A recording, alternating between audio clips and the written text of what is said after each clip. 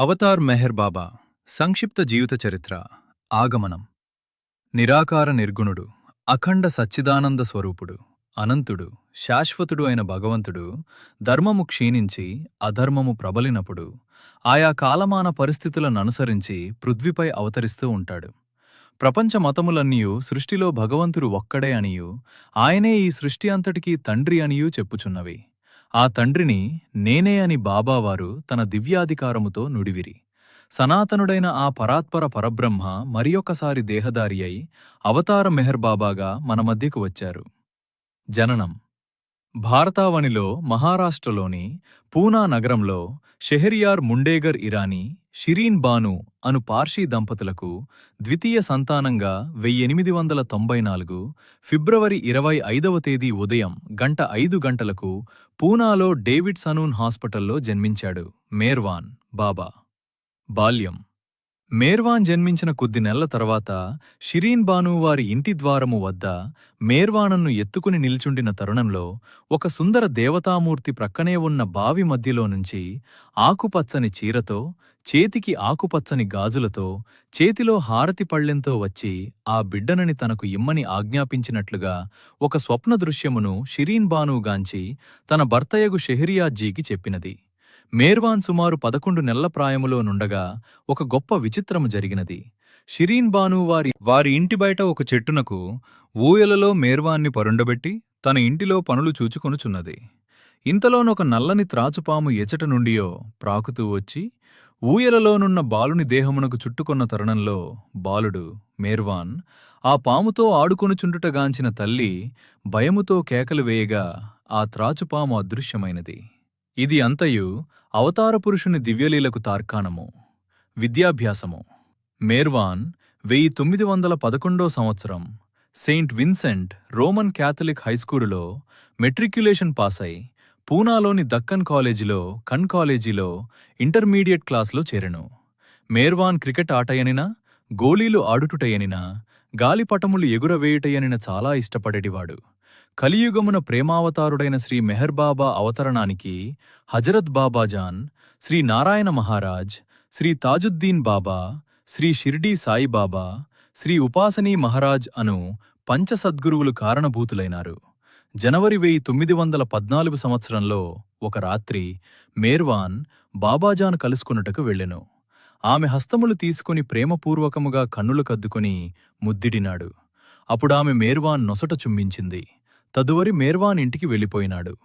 రాత్రి సుమారు 11 గంటలకు మేర్వాన్ నిద్రకు ఉపక్రమించిన కొద్ది నిమిషములకే ఎలక్ట్రిక్ షాక్ వలె దేహమంతా కంపనమొందుట మొదలైనది. మాటలకందని మహదానందమును, దానితో పాటు మిక్కిలి బాధననుభవించెను. అప్పట్నుండి సచ్చిదానంద స్థితిని నిరంతరాయంగా అనుభవించెను.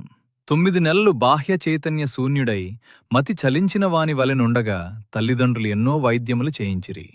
1914 సంవత్సరు నవంబర్ వరకు ఈ స్థితిని అనుభవించిన తర్వాత కొద్దిగా బాహ్య ప్రపంచ స్మృతి కలిగినది. బాబాజాన్ మేర్వాన్ను చూచి, ఈ నా బిడ్డడు.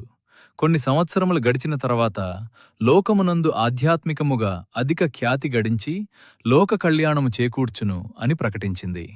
అవతార ప్రకటన అనంతరం మేర్వాన్ తనను అవతరింపచేసిన సద్గురువుల్లో మిగతావారైన నారాయణ మహారాజ్, తాజుద్దీన్ దీన్ బాబా, ఉపాసనీ మహారాజ్ సద్గురు సాయిబాబాలను సందర్శించినాడు.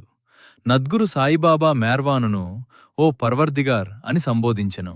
సద్గురు ఉపాసనీ మహారాజును దర్శించు తరుణంలో ఆయన ఒక గులకరాయితో మేర్వాన్ యొక్క బ్రుకుటి స్థానంలో తగులునట్లుగా కొట్టెను. మేర్వాన్ బ్రుకుటి నుంచి కొంత రక్తస్రావము జరిగినది. అంతట ఉపాసనీ మహారాజ్ మేర్వాన్ బ్రుకుటిని చుంబించిన తోడనే స్వల్ప చైతన్యము వచ్చినది. భౌతిక స్మృతితో పాటు తాను సచ్చిదానంద పరబ్రహ్మను అనే అనుభవం ఏకకాలములో కలిగినది.